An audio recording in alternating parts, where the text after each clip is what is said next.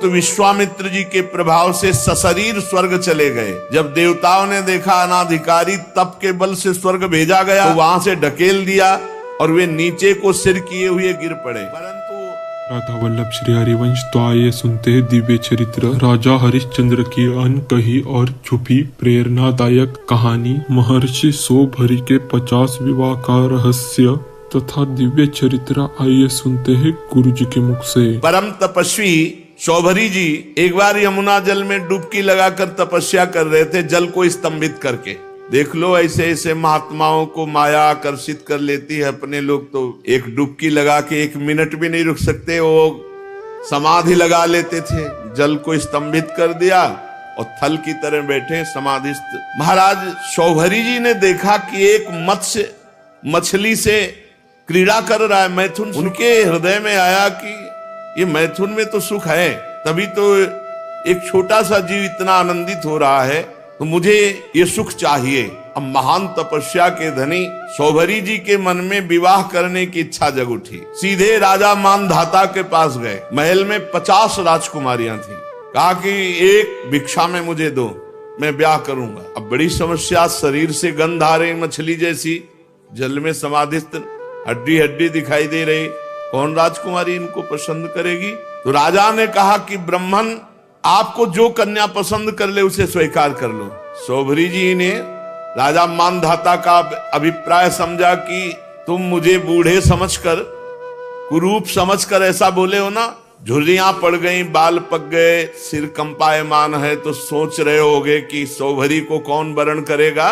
तो अब मैं ऐसा रूप धारण करूंगा कि तुम्हारी 50 की 50 झगड़ा करके हमसे ब्याह करेंगे। राजा से कहा तुम आदेश दो अपनी राजकुमारियों को कि शोभरी जी महल में पधार रहे हैं, जो पसंद करे वरण कर ले पति के रूप में। अब तो ऐसा सुंदर रूप संकल्प से बना, तपस्वी महापुरुषों के लिए क्या दुर्लभ।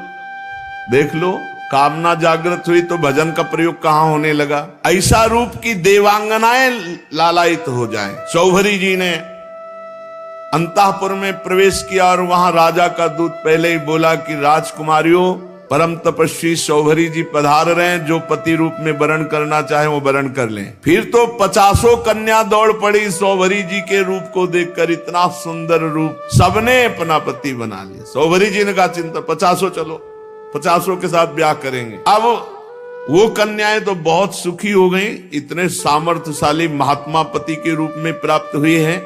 एक दूसरे से कलह करने लगी और एक दूसरे से कहने लगी तुम्हारे योग्य नहीं, मेरे योग्य हैं। ऋग्वेदी शोभरी जी ने कहा 50 के योग्य है, चलो। और अपनी तपस्या के प्रभाव से नई सृष्टि की, महल, उपवन, नगर, सबकी रचना यमुना किनारे की। सौगंधिक पुष्पों के बगीचे, परिपूर्ण कमलों से सरोवर, बगीचों में बहुत सुंदर सुंदर स्थान, महल, बहुमूल्य शैया, आसन, वस्त्र, आभूषण, स्नान, सुस्वादु भोजन, पुष्पमाला, दास दासियां सब प्रकट कर दी तपस्या से। जैसे राजा की बिरुदावली का बखान करते सूत मागध बद्दीजन, वैसे ही पूरा सब वैभव। जब 50 से ब्याह करके चल रहे थे तो मानधाता को लग रहा था कि भोजन की व्यवस्था कैसे होगी। तो कहा कल यमुना किनारे आ जाना। तो सप्त द्वीपवती पृथ्वी के स्वामी मानधाता जी ने जब शोभरी जी के तप का प्रभाव देखा तो आश्चर्यचकित हो गए। उनके पास भी वो भोग सामग्री नहीं थी जो शोभरी जी के पास थी। तपस्या, उनका ये गर्व जाता रहा कि मैं सार्वभौम सम्राट हूं। शोभरी जी गृहस्थी के सुख में रम गए, अपने निरोग इंद्रियों से विषयों का सेवन किया। पर विषय सेवन से कभी काम तृप्ति थोड़ी होती। जैसे घी की बूंदों से आग तो और लपट बढ़ती है, ऐसे ही उनका असंतोष बढ़ा भोगों का। 50 राजकुमारियां, वैभव, सब सुख। ऋग्वेदाचार्य शोभरी जी एक दिन यमुना जी के तट पर बैठे और विचार किया कि अरे एक क्षण का कुसंग, मछली के एक क्षण के कुसंग से मेरी ये स्थिति हो गई कि मैंने सारी तपस्या खो दी केवल भोगों के लिए। अरे मैं तो बड़ा तपस्वी संयमी था, ये मुझसे चूक कैसे हो गई?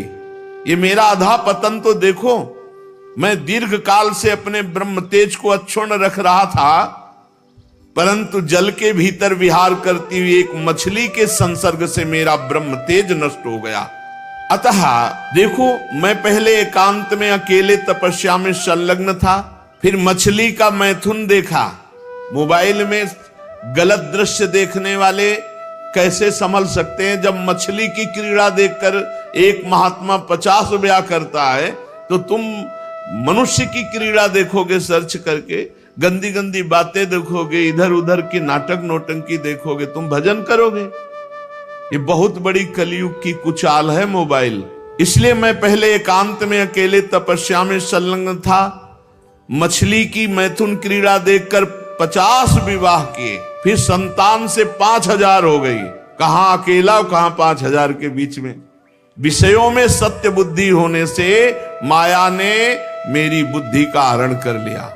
अब तो लोक परलोक की इतनी कामनाएं, मैं पार नहीं पा रहा। कहां अकेला भगवत चिंतन कर रहे थे, कहां 50 पत्नी, फिर 5000 संतान, फिर उनके ब्याह बर, फिर उनकी, कहां मैं फंस गया। ऐसा ज्ञान होने पर तत्काल विरक्त हुए और सन्यास पुनः लिया और वन को चले गए। अपने पति को ही सर्वस्व मानने वाली उन पत्नियों ने एकांत वन में भगवत चिंतन करते हुए शरीर छोड़ा।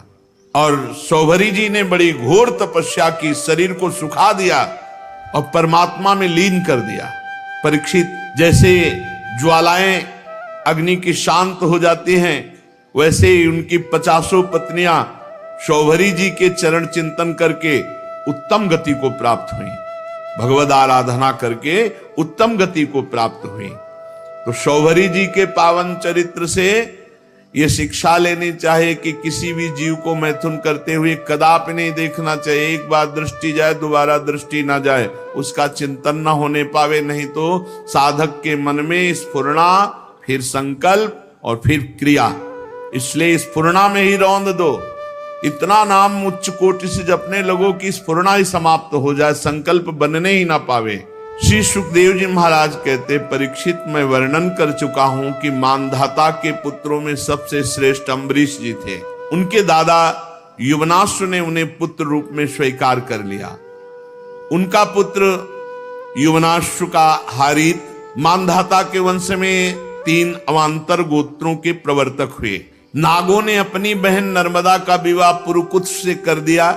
नागराज वासुकी की आज्ञा से नर्मदा अपने पति को रसातल में ले गई और वहां भगवान की शक्ति से संपन्न होकर पुरुकुत्स ने वध करने योग्य गंधर्वों को मार डाला। इस पर नागराज ने प्रसन्न होकर पुरुकुत्स को वर दिया कि जो इस प्रसंग का स्मरण करेगा उसे सर्पों से कोई भय नहीं रह जाएगा।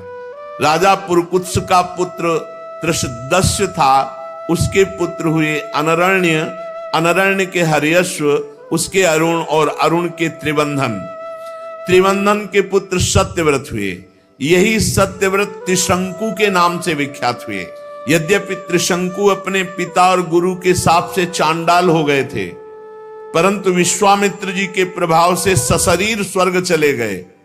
जब देवताओं ने देखा अनाधिकारी तप के बल से स्वर्ग भेजा गया, तो वहां से ढकेल दिया और वे नीचे को सिर किए हुए गिर पड़े। परंतु विश्वामित्र जी के तपोबल से वो आकाश में ही स्थित है। न स्वर्ग मिला, न ये लोग बीच में टंगे हुए हैं। त्रिशंकु जी वे अब भी आकाश में लटके हुए हैं। त्रिशंकु के पुत्र थे हरिश्चंद्र जी।